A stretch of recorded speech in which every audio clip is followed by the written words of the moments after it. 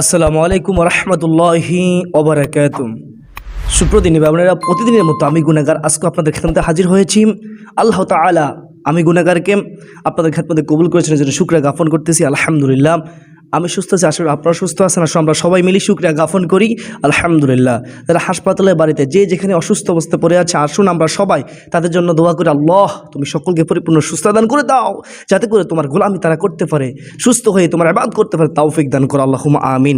সুপ্রদিনী ভাই বোনেরা, আজকে আমরা শিখব কানজুল উম্মাল 3521 নং হাদিসটির মধ্যে স্পষ্ট ভাষায় এমন একটি আমল রয়েছে যে আমলটি করলে আমরা এমন একটা মারাত্মক রোগ প্যারালাইসিস, এই রোগটা কখন কার হয়ে যায় কে জানে। আমরা যদি এই আমলটি করতে পারি, হাদিসে বর্ণিত এই দোয়াটি পড়তে পারি, এই তাসবিহ এই বাক্যটি পড়তে পারি, ইনশাআল্লাহ আজ্জা ওয়া জাল্লা প্রতিদিন যদি আমরা মাত্র একটি বার করেও যদি পড়তে পারি, আমরা একবার পড়বো না, আমরা যেহেতু গুনাহগার, আমরা কত গুনাহ করি, কত কিছু করার জন্য কত রকম সময় পাই, কিন্তু একটু আমল করব, যে আমলটি করলে আমরা প্যারালাইসিস রোগ থেকে বাঁচতে পারবো। এখন যদি কোনো ডাক্তার বলতো কোনো রোগীকে যে আপনি যদি এই ওষুধটা খান, প্রতিদিন যদি এই ওষুধটা খান, আপনি কখনো প্যারালাইসিস আক্রান্ত হবেন না, এমন গ্যারান্টি কেউ দিতে পারবে না। আমি গ্যারান্টি দিচ্ছি যদি আপনি আমলটি করতে পারেন। আমি কেন গ্যারান্টি দিতে পারি জানেন? কারণ আমাদেরও বিশ্বাস, আমার আপনার নবী রহমতুল আলামিন নবীর বর্ণিত হাদিসে বর্ণিত এই ঘোষণা। তাহলে অবশ্যই প্যারালাইসিস রোগ কখনোই হবে না যদি সে প্রতিনিয়ত 5 ওয়াক্ত নামাজ পড়ার পর যদি আমলটি করতে পারে, মাত্র একটি বার পড়লেই হয়ে যাবে।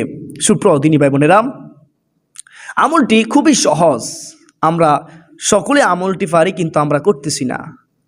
আজ থেকে আমরা প্রত্যেকেই, আমিও করব, আপনারাও করবেন, যারা করতেছে না তাদেরকে উৎসাহিত করবেন যে এই আমলটি করুন।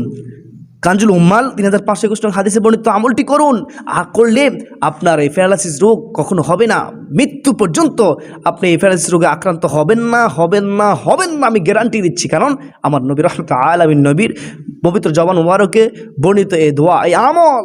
সুপ্রদিনী ভাই বোনেরা, আসুন আমরা খুব সহজে শব্দে সহি শুদ্ধ করে আমরা সে আমলটি শিখে নেই, সে বাক্যটি শিখে নেই। প্রথমত আমরা সেই বাক্যটি শুনি, বাক্যটি হচ্ছে সুবহানাল্লাহিল আযীম। সহজ না? খুবই সহজ, খেয়াল করুন। সুবহানাল্লাহিল আযীম, সুবহানাল্লাহিল আযীম, ওয়া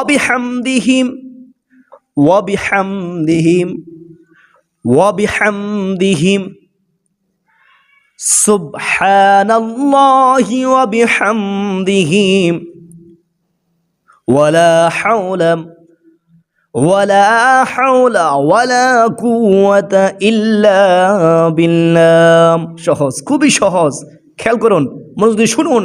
ওয়ালা হাওলা ওয়ালা কুওয়াতা ইল্লা বিল্লাহ।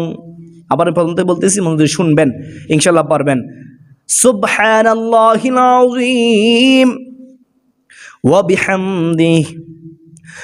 বিহামদিহি ওয়ালা হাওলা ওয়ালা কুওয়াতা ইল্লা বিল্লাহ। ইনশাআল্লাহ আমাদেরও বিশ্বাস, আপনি আমাদের সকলেই এই পবিত্র বাক্যটি পাঠ করি প্রতিদিন, প্রতিনিয়ত, ইনশাআল্লাহ আজ্জা ওয়া জাল্লা প্যারালাইসিস এই রোগ আমাদের কখনোই হবে না। এই রোগের জন্য আমরা কখনো হাসপাতালে যেতেই হবে না, আমি গ্যারান্টি দিতে পারবো, কারণ আমার নবী রহমতুল আলামিন নবী এমনটাই বলেছেন। তাই আমরা আসুন প্রতিদিন প্রতিনিয়ত এই আমলটি করি। সুবহানাল্লাহিল আযীম ওয়া বিহামদিহি ওয়ালা হাওলা ওয়ালা কুওয়াতা ইল্লা বিল্লাহ। কতক্ষণ সময় লাগে? কয় সেকেন্ড মাত্র সময় লাগে। আসুন আমরা ওজিফা আকারে এই আমলটি প্রতিদিন করি। আল্লাহ তাআলা আমাদের প্রত্যেককে এই গুরুত্বপূর্ণ আমলটি করে প্যারালাইসিস রোগ থেকে আল্লাহ তাআলার পক্ষ থেকে ক্ষমা চেয়ে আল্লাহ তাআলার কাছে আমরা এই রোগ থেকে প্রার্থনা করে, আল্লাহ তুমি আমাদের এই রোগ দিও না, আল্লাহর কাছে সাহায্য চাইতে হবে ইনশাআল্লাহ।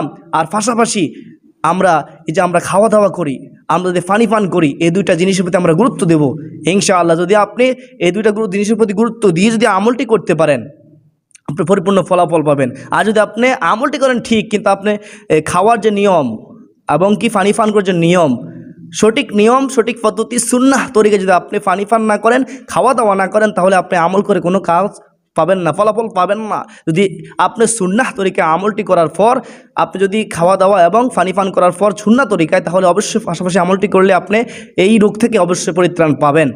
তো মনে রাখবেন, এই জবান আপনার পবিত্র থাকতে হবে, গীবত করা যাবে না, চুগলখড়ি করা যাবে না, অন্যের হক নষ্ট করতে আপনি পারবেন না।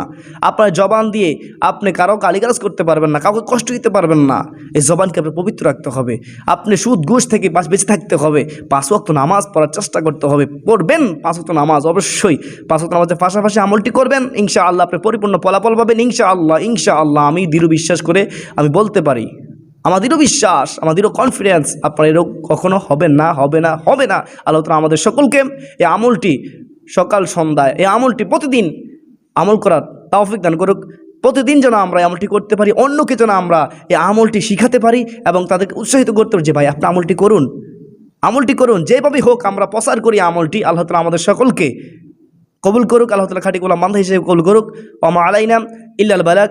আসসালামু আলাইকুম ওয়া রাহমাতুল্লাহি ওয়া বারাকাতুহু।